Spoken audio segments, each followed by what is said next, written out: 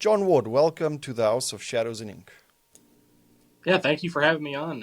So an honor being here today, Joe, and eager to talk shop. Oh, no, yes, I've been waiting for this for quite a while because you are quite an interesting person. Like, yes, from the creator aspect, from the stories that you write, middle grade, and now moving into adult, but just like your actual story of how you got into this and like the ghost hunting stuff. I'm a big fan. I'll I'll have a few stories to tell you as well. And Awesome. so yes, the House of Shadows and Ink. This channel is about scary stuff. We look at the creators and the fans of scary stuff, and maybe some of the fans want to become creators, and the creators can get in touch with the fans and actually reconnect with what makes us so passionate about these things that scare us. Not always horror, it can be supernatural, suspense. There are so many words for it: speculative, dark fiction, dark fantasy, even just epic fantasy. And most of us are fans of Lord of the Rings, and there's some scary stuff in there as well. So, 100%. so let's start with, in basically just an elevator pitch. Who are you? What have you done? What are you busy with? Tell us who you are. Yeah, yeah. So this year has been a huge year in terms of things that have been going on. So I'm John Ward. I write the new middle grade horror series. The series is named ScareVille.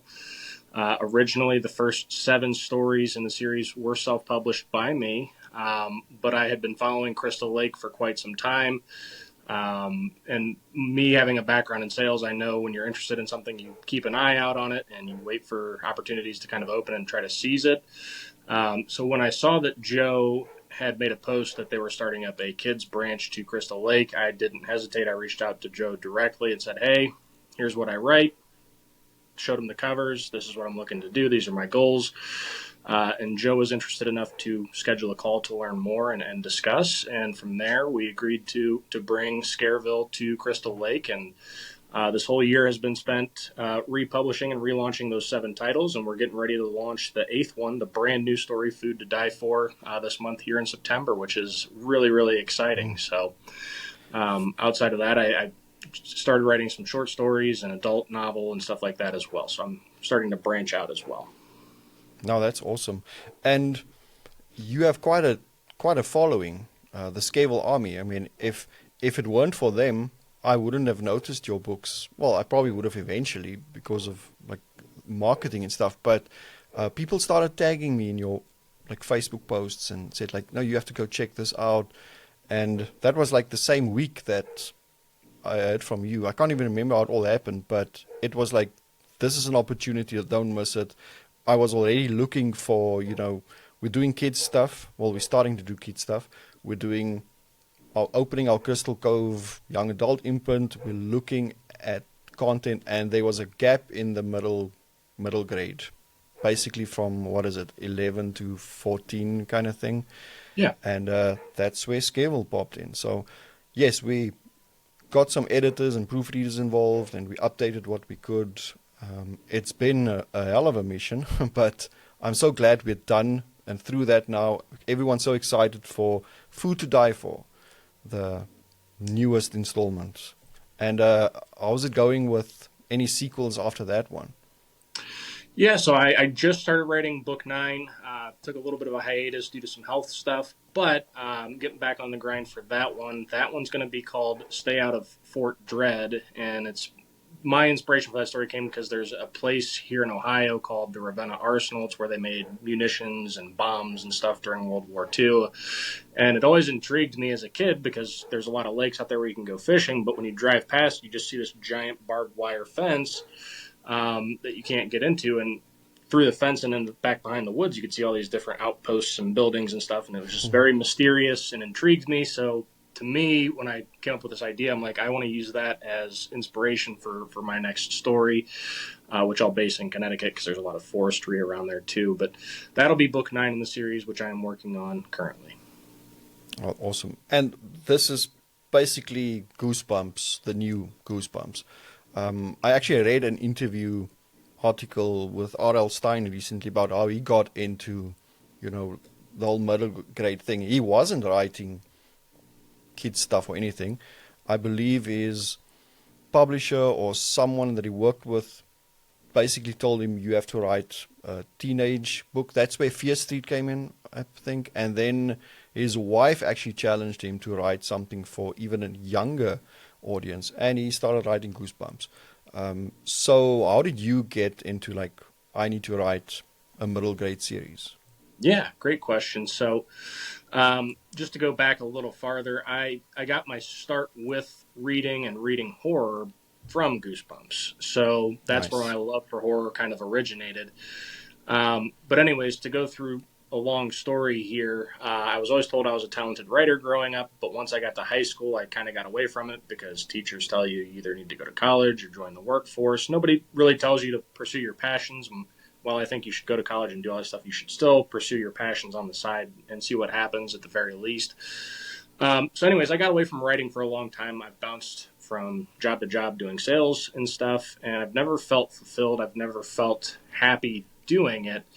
It was more of a means to make a living than it was to be happy, which left me dealing with burnout and things of that nature. And there was one day I was out at a local park, just kind of racking my brain over what would make me happy. And I was out on a boat dock and just staring out in the water, trying to think and brainstorm. And I was like, man, I love horror. I've wanted to be in the horror industry for as long as I can remember. And I turned around and there was a library up on the hill. And I had the light bulb moment, like, oh my God, I'm going to write horror. Like, I could write horror books. I was told I was a good writer. I should do this. And so I started to really think and brainstorm about what I would be happiest writing for. And I thought back to the joy that Goosebumps brought me as a reader, as a kid. And even though R.L. Stine is still writing those books today, they're not as widely dispersed. They're not as known. Like, I didn't even know he was still writing them until I started researching things. But I wanted to bring back the fun, exciting, spooky stories for kids in the modern age. And as soon as I decided on middle grade horror, the floodgates opened and dozens of ideas started just flying into my brain. And it was an exciting day for sure. So the rest is history. Oh, that is cool. And how did you start building the ScareVille Army? Because a lot of authors ask me, like, I've got this amazing book, but there's no eyes on it. Like, what do I do? So what did you do? Yeah, great question again. And I think it's probably different for a lot of people, but there's some people that will strictly market their books digitally online. I am not a marketing guru when it comes to paid advertisements or anything like that. My thing has always been to go out and network, meet people, do events, get in front of people. And I am also introverted. So people that say that they're introverted and they can't do that, it's you come out of your shell because you're talking about something that you're passionate about, and people can feel that passion and all that kind of stuff. But yeah, really just getting out in front of people was probably my biggest way of getting it out there. But I also do more than that. I'm on social media a lot. I've joined a lot of horror book groups. And then just from my past in the paranormal field, I had done paranormal documentaries and things like that where I grew up kind of a fan base from my time in the paranormal field as well. So a lot of them gravitated towards my books also. So it kind of all just meshed together in one big effort. And now that I've reached kind of my limits there, it's just steadily growing with each event and everything like that. So. Oh, awesome. Before we get to your paranormal stuff, you are writing, well, you already wrote, submitted, we've edited, and I believe we're now in the final proofreading stages, your first adult horror novel. Tell us about that. Yeah, so A Blackened Heart, A Blackened Soul is the name of my debut adult horror novel. That book, I'll tell you, Joe, I thought I was cursed. I thought that book was cursed for a long time because every time I would start to get into a groove with writing, something else would come up and took me out of writing it for a little while. That book is very bleak, is very dark compared to ScareVille. It's going to, I think, shock a lot of people that have grown to know my writing from ScareVille, but you're also going to notice some familiar writing styles within it.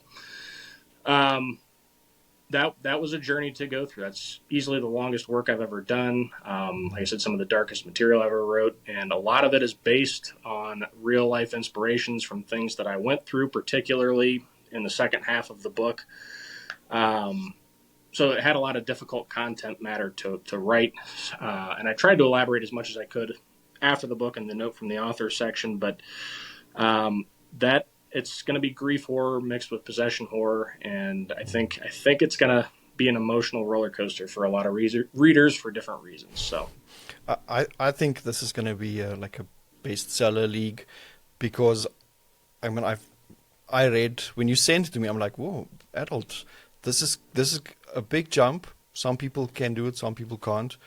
I know you can tell stories, so I basically just had to see if you can make the transition. I read 2 pages and I immediately contacted 2 of my staff members and the editor-in-chief, and I sent them this and I said, dive into this immediately, like stop everything else, let me know. And like within a day, everyone was like, holy shit, this is amazing. Let him know immediately, and like we just straight to the contract. So no, I think everyone is going to love it, because the ScareVille Army is like, it's adults reading with their kids. It's people who grew up with Goosebumps. They're also reading adult horror now. So this is like a blessing for them to have something more adult for them from you. 100%. So they're going to love it. I guaranteed. So yes, Paranormal. Now, just here on the House of Shadows and Ink, we also have we've got, of course, books and creators, and we've got comic books and movies and tabletop games like board games and digital games. And last night, Jonty and Cameron, they've got the Epic Bros Gaming, invited me to play Phasmophobia with them. As people can see, the Ouija boards there behind you. Great story there as well. And like that was, I've played it like a year ago, but I was so out of practice, like I just died the whole time. I think every game. And then I remembered, hey, I've got a chat with John today. Like we have to talk about this stuff. So how did you get into that? And I mean, you guys did it at quite a professional level. You had a podcast and everything.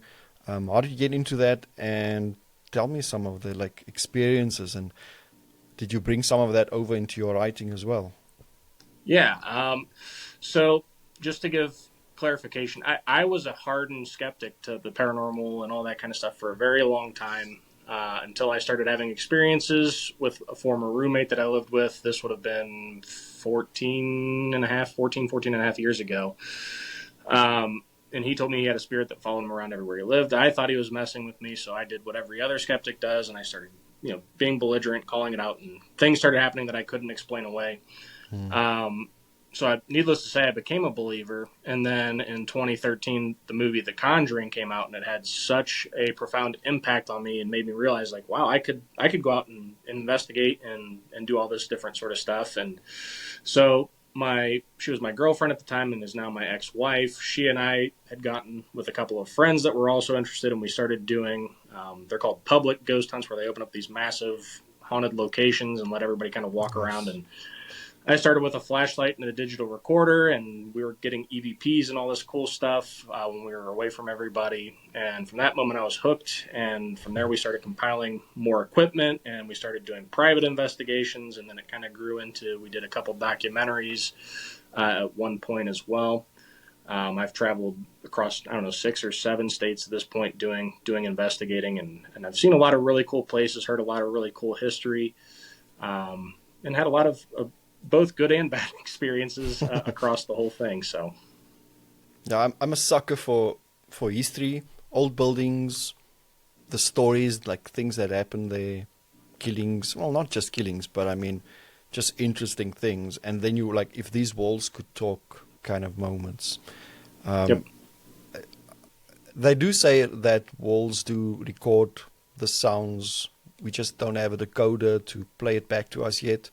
But sometimes, like one of those sounds does make it through to our realm or whatever, and then we can actually hear conversations from the past, and then we think it's an actual ghost right now. Yep. So maybe that's what hauntings are, just like these little glimmers of visions and recordings of the past. I don't know, but I've seen some freaky stuff as well. Oh, I believe it. And I forgot to answer this part of your question. It has inspired some of my writing as well, particularly Got Ghosts from ScareVille. And then I took some real life experiences, like I said, for A Blackened Heart, A Blackened Soul as well. And then certain like dreams and nightmares I've had have made it into little stories as well. So Yes, and of course, in any scary book, if you put yourself in those situations, where even if it's just your mind, well, I think especially if it's just your mind playing tricks on you, that's what reading is.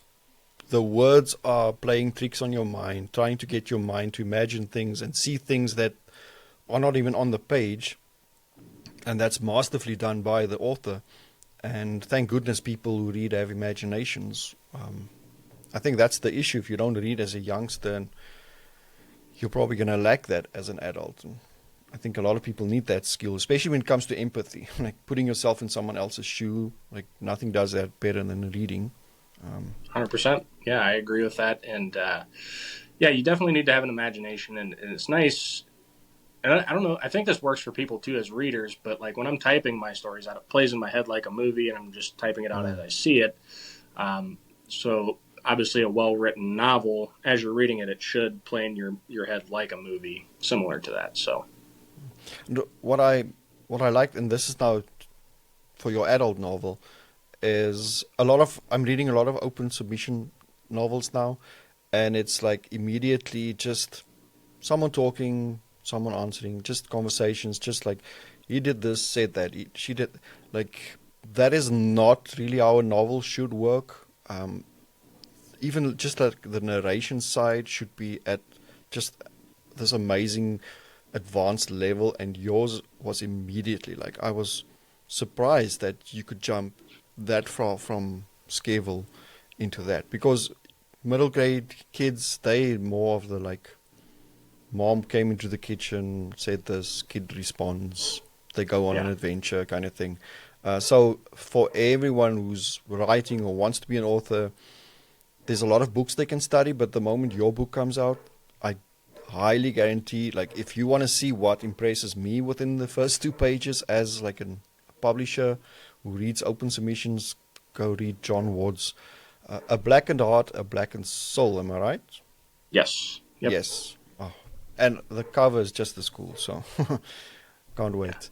We'll do another interview at that time, especially afterward, because there's a lot of like stuff we can talk about the book. Hopefully after folks have read it, so a few for sure, spoilers in absolutely. there. Okay, so tell us about the Ouija boards back there. I know the story because I'm a fan of your work, not Ouija boards, but yes, you're collecting them, right? Yeah, I mean, I haven't collected any in a while. So I've got 13 total Ouija boards in my collection. They're date anywhere from 1911 to the 1960s, roughly. Like I said, I have 13 in my collection. That's kind of where I wanted to stop it at. But one of the Ouija boards I used in one of my documentaries, that was the very first Ouija board I ever bought. The history of them really intrigues me. I know Hollywood demonized Ouija boards quite a bit, and they can be, they're scary to use. I can speak from experience on it, but back in, I want to say it was like the 1920s, 1930s, they were actually widely used by almost everyone in America during the Great Depression, and then the 50s and 60s kind of rolled around, and that's when Hollywood started to use that to demonize them for movies and stuff. So the history of it's just fascinating. But I love them personally. There's, like I said, a lot of rich history with them. They started producing them around the 1880s, 1890s. I don't have any that old, but like I said, that's just the range that I've collected for so far. But yeah, I love Ouija boards and all the different designs and stuff. So Well, so I understand the reference to the 13, but apparently 23 is just this creepier number. If you do start getting a few more, or if people start, I think fans also send you some or informed you of. I think you said something like that. no, I actually did not. I don't think I. Well, I think I had a fan send me one Ouija board, but Okay.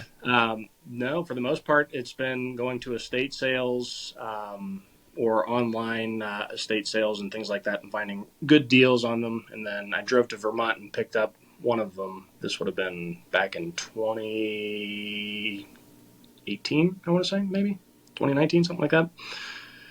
Okay. Well, if someone finds a, let's say 1860, 70 board for you, please please let us know, and we'll we'll give you John's address, and I would then happily take it. we can go to that number 23, and then we need to start looking for some, like celebrity signatures to sign it, and we kind of wait for them to die, and then like contact them on that board, and you can sell tickets to the show. That would be fun. That's going to be cool, like live broadcasted over YouTube or something. Oh no, that's cool. Okay, so yes, ScareVille, your adult novel is being basically in the final stages. So, what's your goal, your plans for 2026? Yeah, so 2026 is, I think it's going to be a big year. I really want to push A Blackened Heart, A Blackened Soul as much as I can, because I do think, and it's hard because as a writer, we all battle imposter syndrome, but I do believe in that story quite a bit. So I want to get that out in this front of as many people as possible. So I'm going to be doing quite a few events, both in state and out of state, along with really pushing that book online. But I want to continue to push ScareVille. So I'm hoping get 1 or 2 ScareVille books written and potentially released next year. And then I also want to at least start my next adult novel as well. I don't know if I'll finish that by the end of next year or not. We'll see. I know I can be very determined, and I can grind and work really hard, and probably push myself too hard sometimes. But I think that would be the main goals. At least get the next 2 ScareVille books up and running, as well as the next adult novel started at the very least and conceptualized.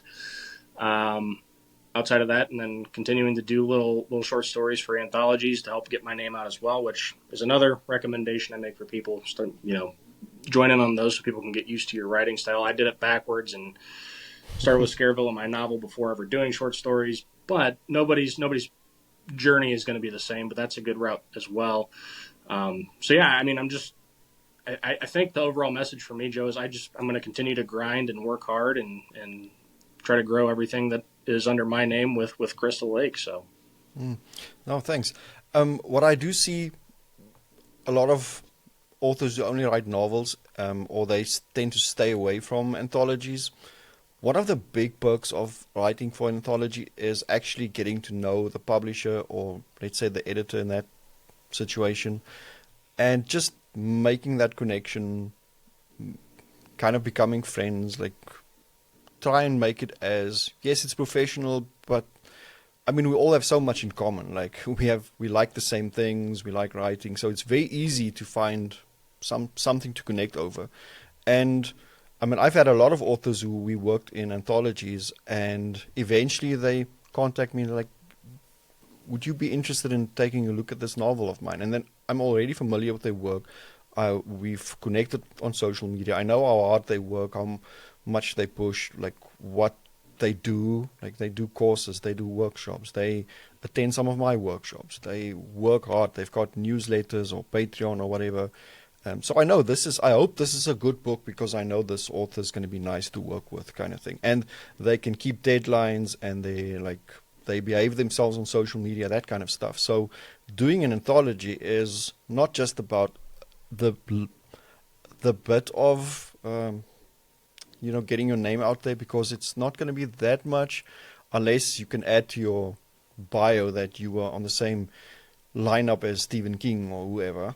Right. That's always awesome.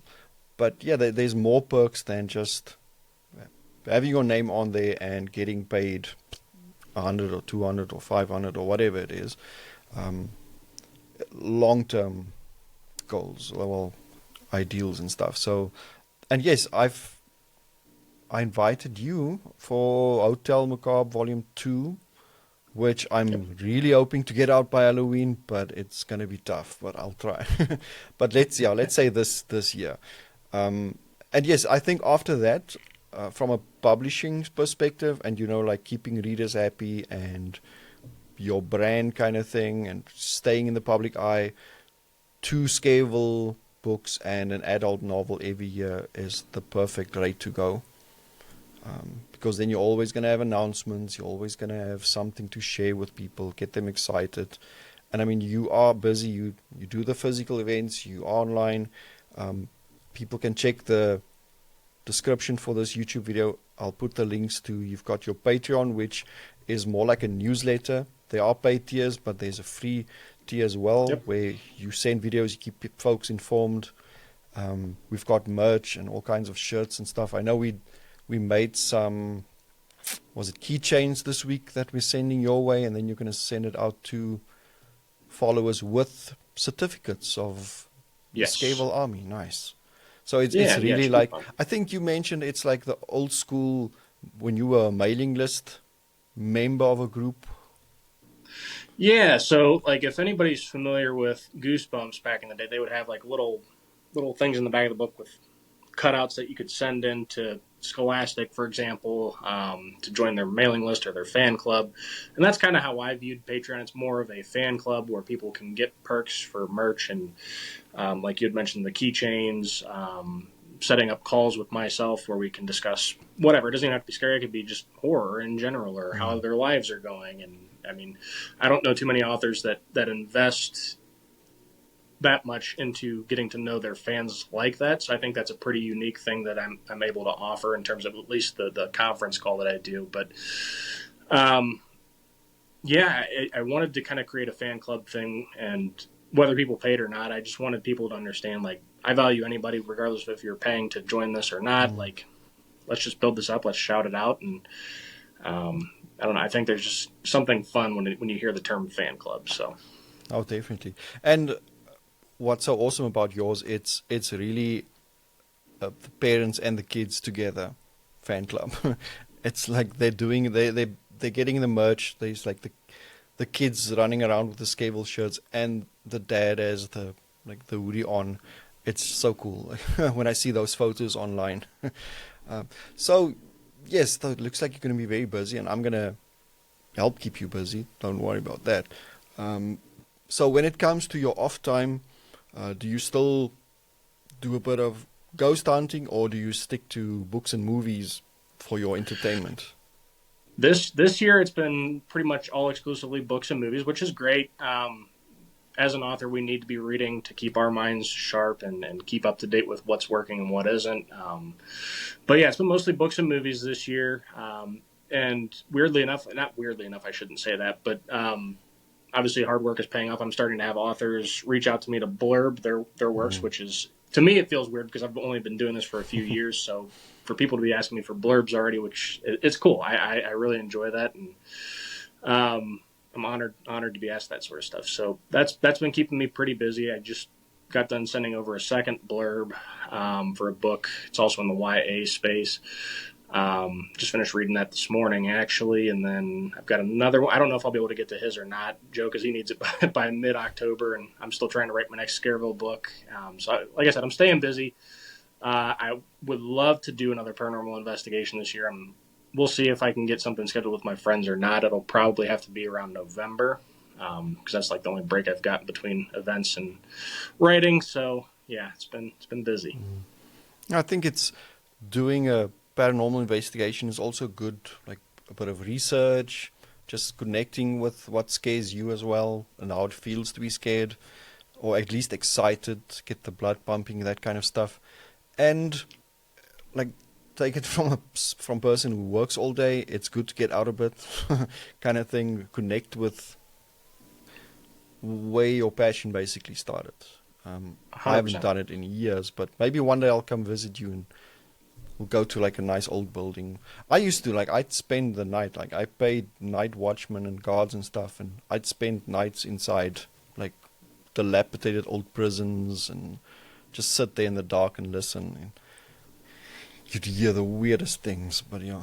Oh, I believe it. Yeah, it's something else for people that haven't experienced it. It's just, I don't even know how to describe it accurately. I'm better at putting my words on paper than I am speaking them out. But it's a Same. serene feeling for sure when you're out in the darkness by yourself and you're hearing all those noises and you know you're in a dilapidated, abandoned building. It's just, there's something really cool about it.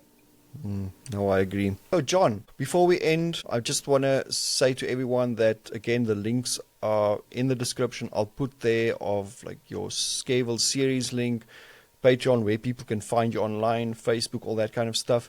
And that way they can keep up to date with like any actual events, in-person events you're going to be at. Because I highly recommend people go to you and actually meet you in person, because the most like positive feedback we see online comes from the people who have actually met you. And even the authors, like when I started asking around, because as a publisher, it's my job to also know what kind of person I'm looking at basically going into business with.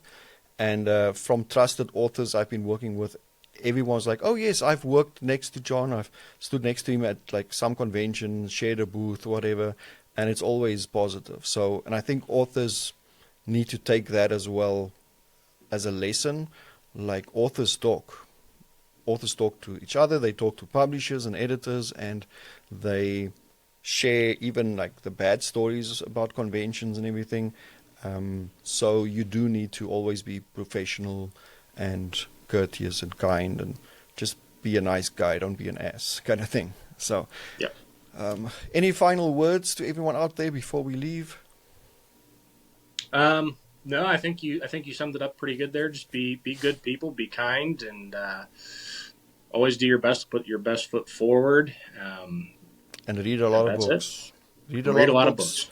Play games, watch movies, have a good time with your friends, and subscribe to this channel. So, okay. Well, thanks, John. This has been awesome. Have a wonderful week and keep writing. Thanks, Joe. Thank you for having me on.